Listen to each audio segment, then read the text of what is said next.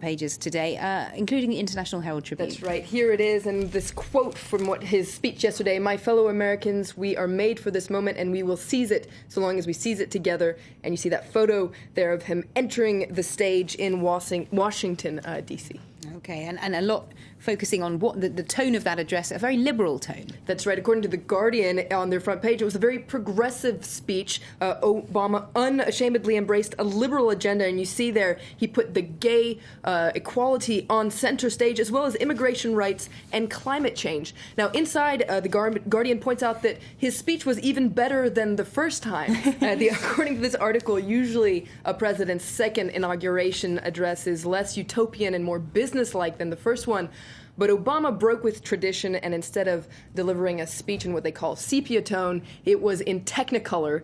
His speech was much more idealistic, strident, combatant, and determined than his first one, according to The Guardian. Very much in tune with The Guardian's own views, I think, that speech. But all eyes on Obama, but also on the first family, Michelle, and, of course, his daughters, Malia and Sasha. Absolutely. This is a really sweet article in the New York Times today that says that on a day that was anything but normal, Obama's girls appeared just that. And you see a photo of them there with their cell phones during the whole inauguration there. Now, Michelle Obama has often said that she wants her daughters to have a normal childhood. She says she's winning in this battle. Now, yesterday, there were all sorts of photos of them appearing on Twitter. It seems like Twitter lit up with excitement every time they did anything. Look at that pose there. For instance, when at one point Sasha Obama yawned during the ceremony, and one Twitter user said, "Every time Sasha Obama is on screen, she isn't paying attention to anything. I really love that about her." So it seems like people were thrilled with the fact that they're just normal teenagers. Oh, she's definitely winning some fans there.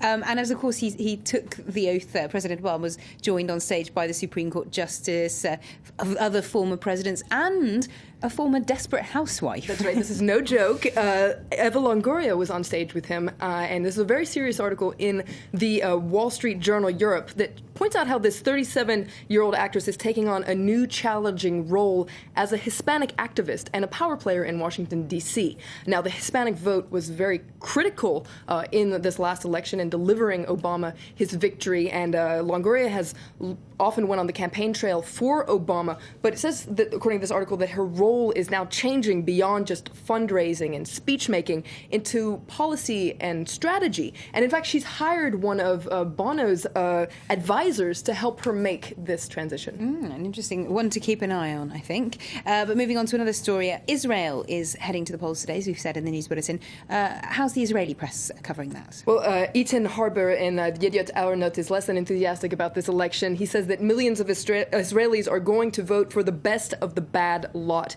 And he says that there's a severe leadership crisis in Israel. There doesn't appear to him to be any first-rate leaders. And he says that the problem is that this crisis comes at a crucial time.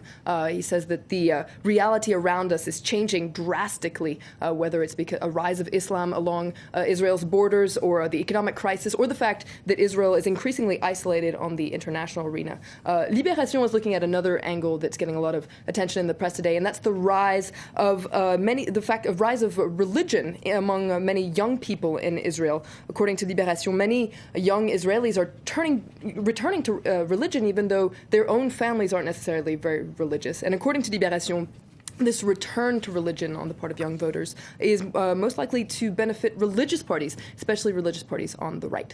Okay, and just finally to wrap up, we mentioned it briefly, Prince Harry is getting a lot of attention in the British press. He gave his first interview after a tour of duty in Afghanistan. That's right. The Independent says that Harry finally opens fire on the press.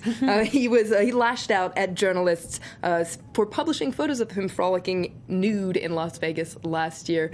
He also says that army life is probably as normal as it's ever going to get for him.